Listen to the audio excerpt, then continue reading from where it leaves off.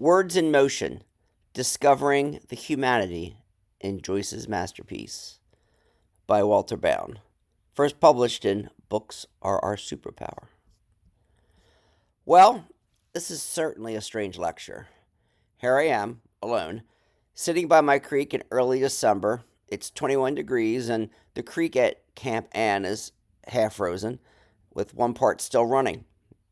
And I'm talking to myself about James Joyce's Ulysses.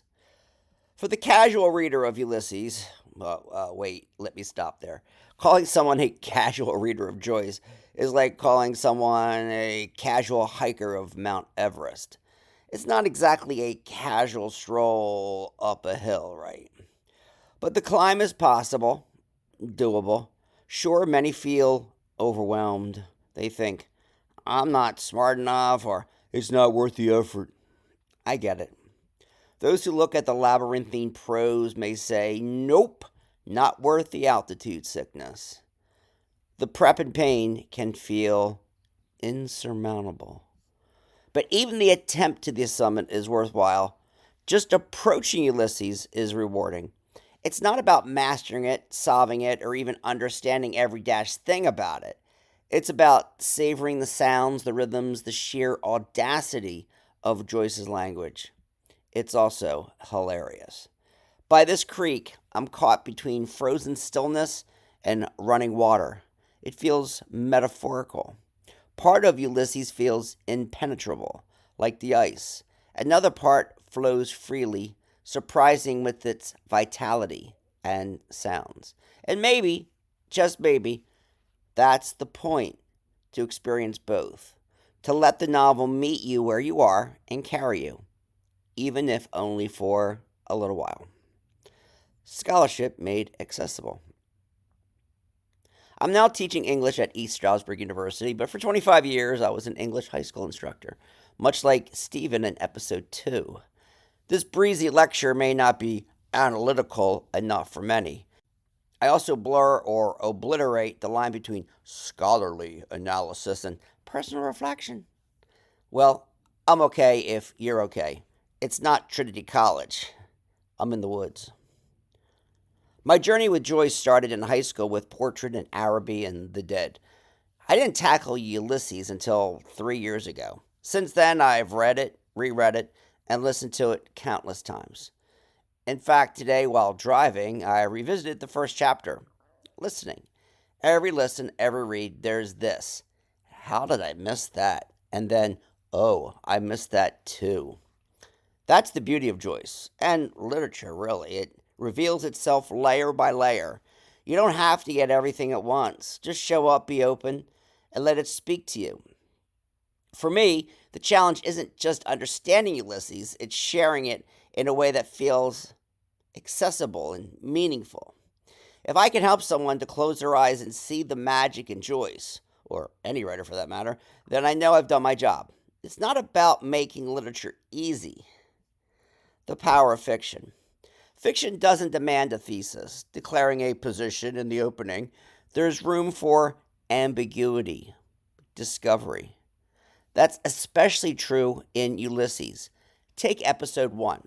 At first, it's not clear what's going on or what it's about until Stephen Dedalus delivers one striking word at the end, usurper. Huh? What is being usurped and who is usurping? And no, it's not playful portmanteau on slurping and surfing. Usurping is the unlawful or unjust taking of power. Think Scar killing Mufasa in The Lion King or Macbeth murdering Duncan. Usurpation resonates retroactively through the opening and echoes throughout the novel. Consider Stephen's relationship with his father, or lack thereof. His father has, in many ways, vacated his role as a guiding patriarch, and Stephen feels displaced. Add to that the looming shadow of Buck Mulligan, whose domineering personality and irreverence seem to take over the very space Stephen inhabits. Is Mulligan, in his brashness, usurping Stephen's role as master of his own intellect, his own home, his own life? And then there's the larger question. Is Stephen himself a usurper? After all, he distances himself from his family and rejects conventional religion and societal norms. He's youth in rebellion. But does that make him the one committing usurpation, or is he merely reacting to the usurpers around him? This concept of taking power, justly or unjustly, lies at the heart of Ulysses. It's what gives the novel its enduring complexity. Joyce doesn't hand us neat answers or tidy resolutions or shrunken white Grammarly. Instead, he invites us to wrestle with the big questions, to think about the dynamics of power, authority, and identity. Fiction forces us to search, to question, and ultimately to interpret for ourselves. In doing so, we become part of the narrative, exploring not just what's on the page, but what's inside of us. Tracing usurpation from Homer to Joyce. Let's first recognize its structural foundation, Homer's Odyssey. While not linear in its narrative or obvious, Ulysses loosely parallels Homer's epic, one of the greatest works of Western literature. In the Odyssey, the first three books center on Telemachus, son of Odysseus, or in Latin, a language Joyce knew, Ulysses. Odysseus has been absent for 20 years.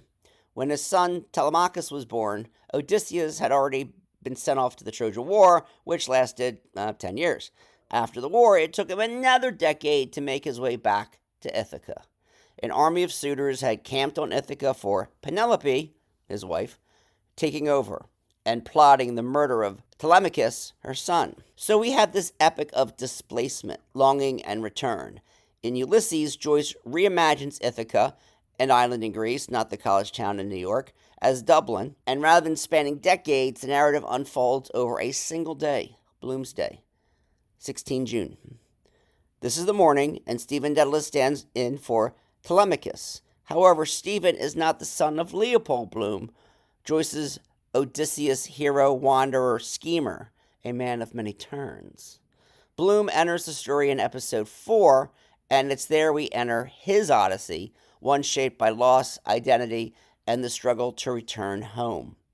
In Bloom's case, his home at 7 Eccles Street awaits him, though it is shadowed by grief and fractured relationships, and like the Odyssey, many monsters and obstacles.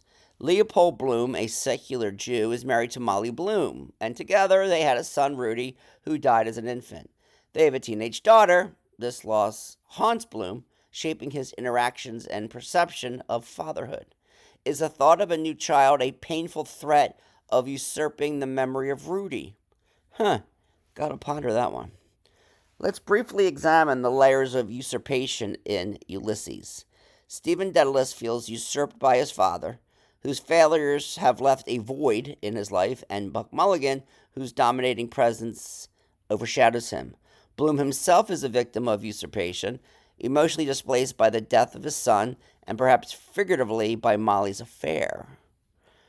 And at a broader level, Joyce's Dublin is itself a land of usurped identities, where individuals struggle with colonial rule, religious expectations, and the search for meaning in a fractured world. Like Odysseus, these characters are all searching, yearning to reclaim what has been lost, whether it's a sense of home, identity, or purpose. And yet, the journey itself, with all its detours and complexities, is just as important as the destination. Joyce captures the universal human experience, the struggle to find our place in a world that often steals more than it bestows. Layers of usurpation. Let's start with the most obvious, British colonial rule, with English as the usurper of Irish language. How can one explain Ireland with a foreign tongue? In the opening, Buck Mulligan sings about Coronation Day and using sovereigns for drinking, and we meet Haynes, an Englishman studying Irish. The legal tender is emblazoned with British royalty. Haynes is wealthy, oxy-wealthy, you might say, as in Oxford, and his presence in Ireland is steeped in irony. He believes the Irish should speak their native tongue Irish, while he, a Brit, enjoys the luxury of studying Irish culture from a position of privilege. This, of course, mirrors the larger historical context. Ireland in 1904, the year Ulysses is set, was under British rule, A united Ireland was still a dream, and even today, we live with the legacy of that division. The second level, religion. Stephen famously says he is under two masters, the British and Italian. The Holy Roman Catholic Church. Here, Joyce critiques the power structures that dominate Irish identity.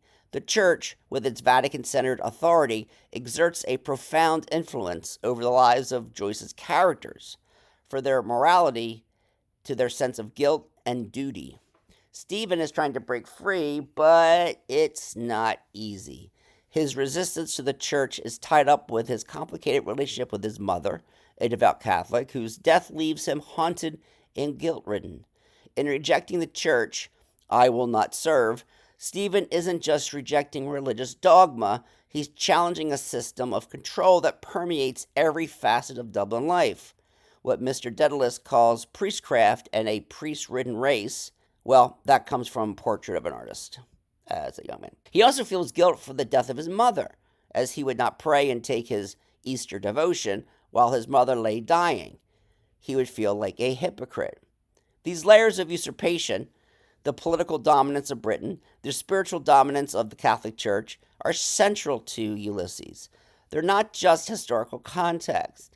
They're lived realities for Stephen Bloom and Ireland, and they resonate far beyond Joyce's Dublin, speaking to universal struggles with identity, power, and autonomy. Joyce weaves these themes seamlessly. Wait, there's a seam here? But it's not just a critique of colonialism or religion. It's a humane exploration of what it means to be human under someone else's power and the struggle to reclaim one's sense of self. Alas, let's pick up where Ulysses begins, with stately, plump Buck Mulligan. Mulligan is irrelevant, humorous, and a blasphemous figure, a humanist doctor, and, in a way, a surrogate father for Stephen Dedalus, not in the parental sense, but in the role of the padre, a spiritual leader. His mockery of religion in the Black Mass parody is outrageous, even hilarious, though it might not sit well with Orthodox readers. To fully appreciate it, you have to consider the context.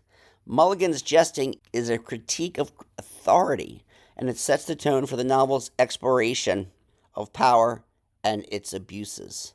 Mulligan insists on teaching Stephen, suggesting that Ireland needs to be colonized and made Greek to Hellenize it, a reference to Joyce's own lifelong admiration of Greek culture. Joyce, for all his linguistic genius, he mastered just how many languages, couldn't read Homer in the original Greek, and had to rely on Latin translations. But let's return to the ways of our characters and attempt to reclaim control and legitimacy. A stand-in for Joyce himself and his name Dedalus invites mythological connections. Like Icarus, Stephen is untethered from his father, Simon Dedalus. Throughout the novel, Stephen and his father repeatedly miss each other, like Stephen and Bloom, symbolizing a failure to connect emotionally and spiritually. Stephen avoids going home and rejects the tower at Martello, a place heavy with the symbolism of British imperialism. Built under the orders of William Pitt during the Napoleonic Wars, the tower represents the colonial power structure that Stephen seeks to escape. And yet, he lives there with a Brit. What? And then there's Leopold Bloom, Joyce's modern Odysseus. Bloom is haunted by the death of his son Rudy, as I've said, and the emotional distance is created between him and his wife, Molly, a modern Penelope, has been waiting in a state of celibacy, or at least she has been in a state of suspended abstinence and intimacy with Bloom, whom she still loves and desires. However, she is not immune to the human need for connection, which is why she takes Blazes Boylan as her lover, who usurps Bloom in his role as husband and lover, deepening Bloom's sense of displacement and loss. Yet Ulysses is not a tale of despair. No, far from it. In my opinion, it's the most human and humane of all novels. Despite its exploration of trauma, alienation, and usurpation, the novel ends with an affirmative Molly's resounding yes. The narrative that begins with doubts and disruptions finds resolution in a moment of optimism. This cyclical structure, ending with yes, suggests resilience and the enduring human spirit. We see a world deeply dense and fragmented, yet interconnected. The beauty lies in how Joyce weaves these elements into a story that speaks far beyond Ireland in 1904. Layers of exile and connection in Ulysses. What makes Ulysses so extraordinary, like Hamlet, for instance, a major touchstone for Joyce? In Hamlet, Claudius usurps King Hamlet, taking both the throne and Gertrude, the queen, and his wife. Similarly, in Ulysses, Leopold Bloom faces his own indirect usurpations. There is also this connection. Shakespeare's son, Hamnet, died just at 11 in 1596. Bloom's son also died. It's a large part of Stephen's mental gymnastics to understand Hamlet and usurpers. And Bloom's father also committed suicide. How can one reclaim life with such death? While Claudius directly confronts Hamlet, Bloom's battles are far more subtle. He fights back, not in direct conflict, but through resilience and endurance, whether it's against the citizen, a cyclopean stand-in for nationalism and bigotry, or Blazes Boylan, the music man who intrudes on his marriage to Molly. What's remarkable is that Blazes Boylan is barely present in the novel. His presence is mostly inferred through Bloom's internal thoughts and Molly's eventual recollections, overtly sexual recollections. Yet his absence looms large, emphasizing how Bloom's struggles are often indirect, emotional, and eternal. Bloom's fight is not to overthrow or confront, but to endure, adapt, and maintain his sense of self amid these subtle assaults. Exile, too, is everywhere in Ulysses. We see it in Bloom's alienation as a secular Jew-Catholic Dublin. We see it in Stephen Dedalus, estranged from his family, his faith, and his homeland. And of course, it mirrors Joyce's own life. Joyce famously left Ireland, intuiting he needed the broader cultural and intellectual world of Europe to realize his literary ambitions. Yet even in his physical exile, his imagination remained firmly rooted in Dublin. His stories, from Dubliner's Ulysses to the linguistic labyrinth of Finnegan's Wake, which I've read, though I wouldn't dare lecture on, its beautiful, confounding monster, inhabit this same small, familiar world. Joyce's Dublin is both a microcosm of his characters' lives and a stage for universal human struggles. Even the minor details connect his works, creating a shared, fluid universe. A character from Dubliners, Miss Sinico, or Mrs. Sinico, whose tragic story unfolds in a painful case, is mentioned in Ulysses. Characters and names drift in and out of his narratives, binding his stories into a cohesive whole. This interconnectedness mirrors life itself. We all inhabit the same shared space, crossing paths in unexpected ways. Some might see Joyce's focus on Dublin as limiting. I don't. His ability to use a single city to explore themes of love, loss, exile, and identity proves the power of his vision. Dublin becomes not just a setting, but a symbol, a world unto itself, filled with the ordinary and the extraordinary, the specific and the universal, and with such ordinary, everyday type of heroes, so un-Odyssean. This is why I love Joyce. His work isn't just literature.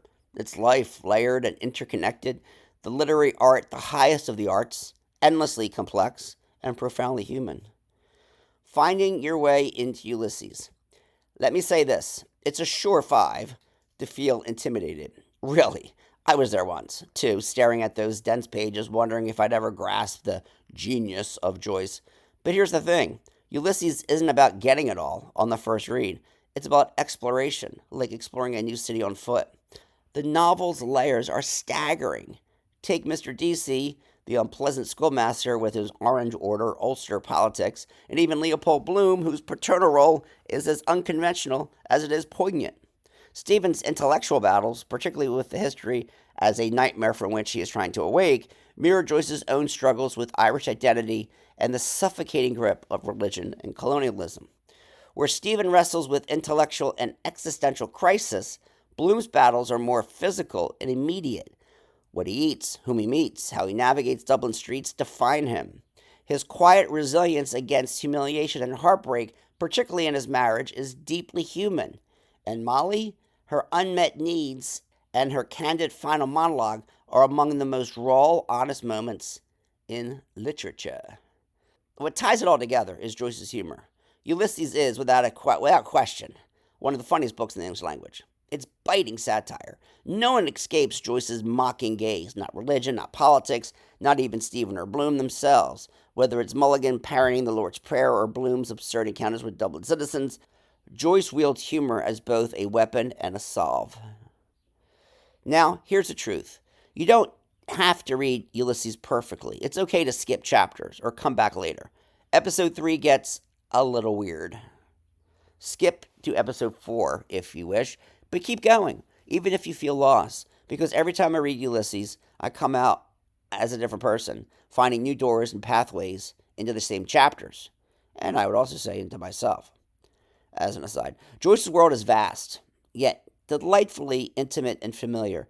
Dublin is a microcosm of human experience, every joy, loss, and absurdity, and it's populated by characters who feel like real people because, in many ways, they were real people. Joyce's universe is interconnected, as I've said probably too many times. Names and faces appear across his works, grounding us in a shared dynamic world. For newcomers, start with Dubliners. Let those short stories introduce you to the rhythms and streets of Dublin. Then tackle Portrait of an Artist as a young man, with all its youthful passion, frustrations, and fearful Jesuits. And when you're ready, dive into Ulysses. Take it slow, laugh, groan, savor, and most importantly, let yourself get swept up in the humanity of it all. In a world drowning in shallow content, Ulysses is the antidote. If you've never felt like your brain needs a reset, like it's been dulled by the noise of modern life, Joyce will bring it back to life. This isn't just a reading, it's an experience, and a transformative one at that. Can I guarantee an epiphany? Aye. Well, nay. Sláinte. Benacliv.